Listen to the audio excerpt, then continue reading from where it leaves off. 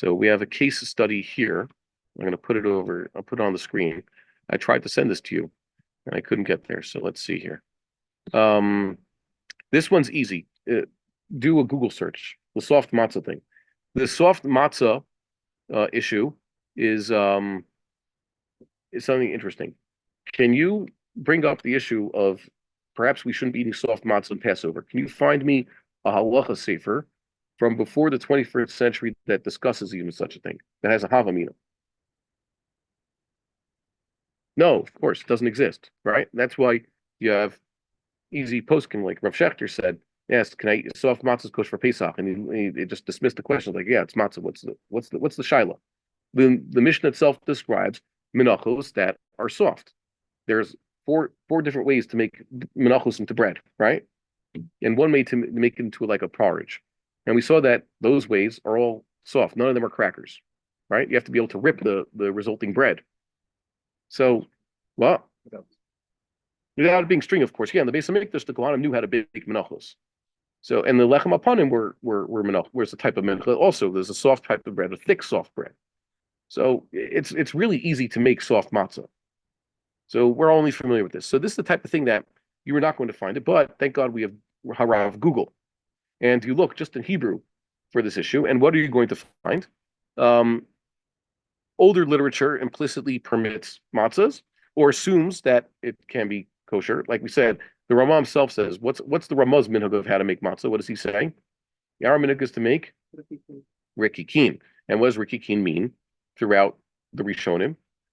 And in Onkelos, rikikin is translated by Onkelos as ispogin, sponges. Okay? And that's the way Rashi describes it. That's the way the Rambam describes it. That's the way Ramban describes it. No one ever said. So when the Ramah said, our minhag is to make thumb-thick rikikin, he means thumb-thick, soft matzahs. That's what the Ramah says. There was a guy who tried to mislead people and said that, no, rikikin means flat crackers.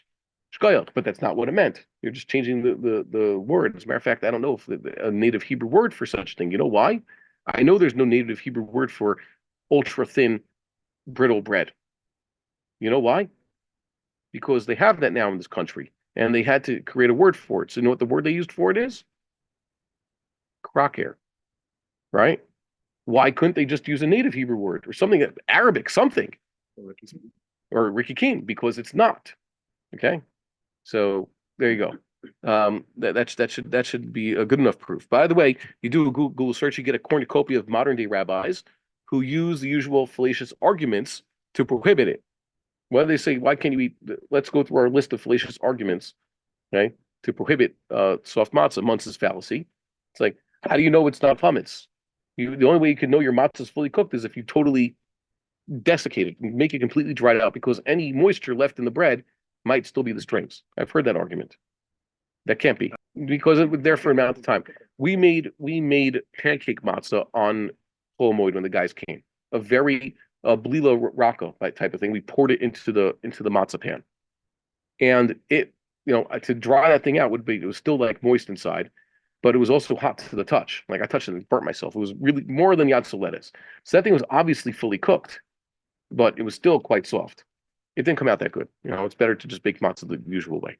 That's Muntz's fallacy. Or lo ra'inu raya. Lo ra'inu raya is a fallacious argument that's dismissed by none other than Beis Yosef, but was used by even Rishonim. What's lo ra'inu raya?